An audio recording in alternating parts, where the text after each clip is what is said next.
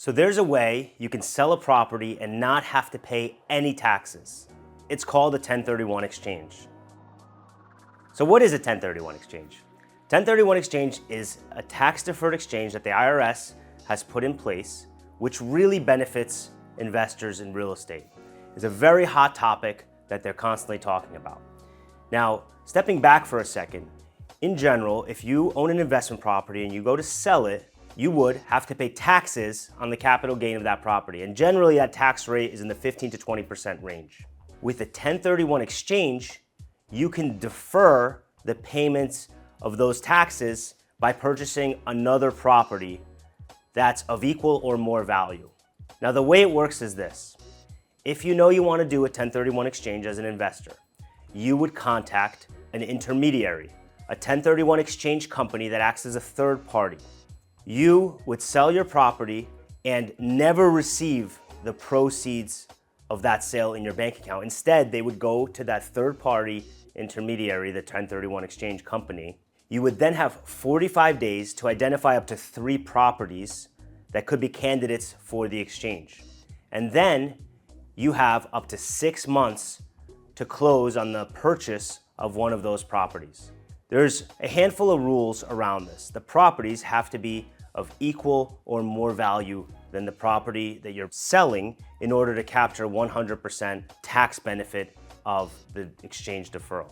So it doesn't mean you'll never pay taxes on real estate sales. It just means you're going to defer it to the future. And as of now, you can do this indefinitely because you can 1031 exchange into the next property, then you could sell that property and do it again and again and again and keep upsizing the real estate assets that you own. This provides a lot of benefits because it could get you into bigger assets, it could get you into bigger cash flow opportunities, it could get you into higher appreciating markets, or it could get you to capitalize on a market that's really appreciated and done well where you feel like it's going to be slow growth from now on.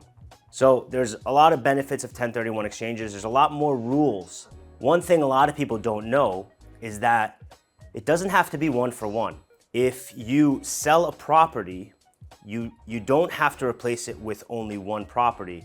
You can exchange for 3 smaller properties as long as the value of them in aggregate is equal to or greater than the property you're selling. Another great benefit of a 1031 exchange is that the deferred taxes that have built up as part of the exchange are erased if the owner of the real estate passes away.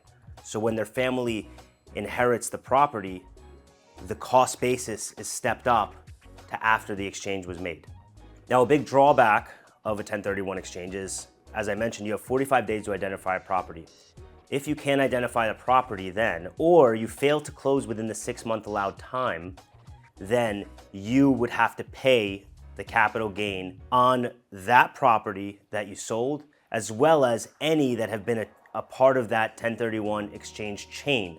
So as I mentioned, you can keep doing a 1031 exchange, keep selling and deferring, but if you fail to do so at one point, you'll have to go all the way back and pay the capital gains taxes going back to the first one. Hopefully this outlines some of the benefits, the advantages and the disadvantages of doing a 1031 tax deferred exchange. If it's something you're considering, we can help make introductions for you to 1031 tax deferred exchange companies that can take over the process. We can also help you, of course, with selling your property and identifying a new one or multiple properties as part of the process. Please feel free to give us a call, reach out to us, and make sure you like this video and subscribe to our YouTube channel.